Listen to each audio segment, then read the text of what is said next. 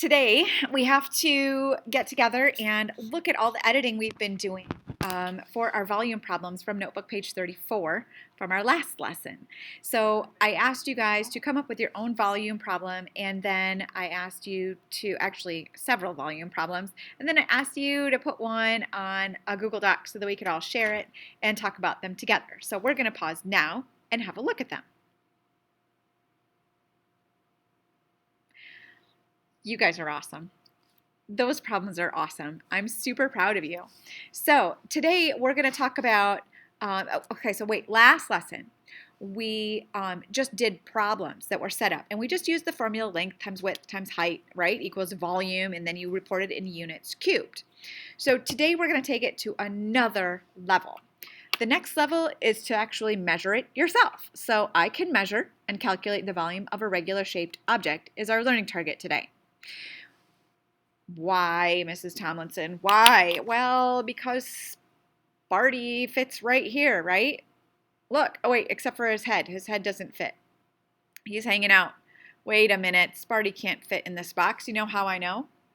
Because it's this big. And I can't like call you and be like, hey, it's this big. If you didn't have me on video right now, if I was like, oh, this box is too small for Sparty to fit in, you would have all different pictures in your minds as to like how big Sparty is. Sparty's huge, like a big person, right? Except for maybe a little bit bigger because he's a mascot.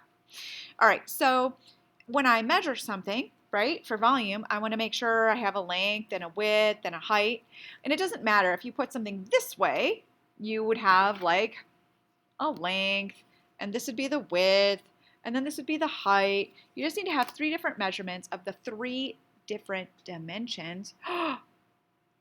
3 dimensions. 3D, right? 3D, that's where it comes from. 3 dimensions, 3 measurements.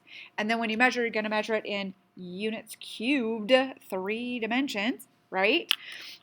So what you need to do today is you need to take some kind of measuring device. Whether it be a ruler, whether it be a measuring tape, maybe in a sewing kit you have like a soft measuring tape.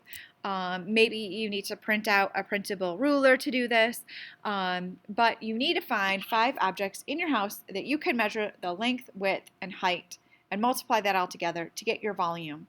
Make sure you record in the right units. Okay, make sure you record in the right units. If you're using inches, it should be inches cubed. If you're using centimeters, it should be centimeters cubed. If you're using millimeters, it should be millimeters cubed.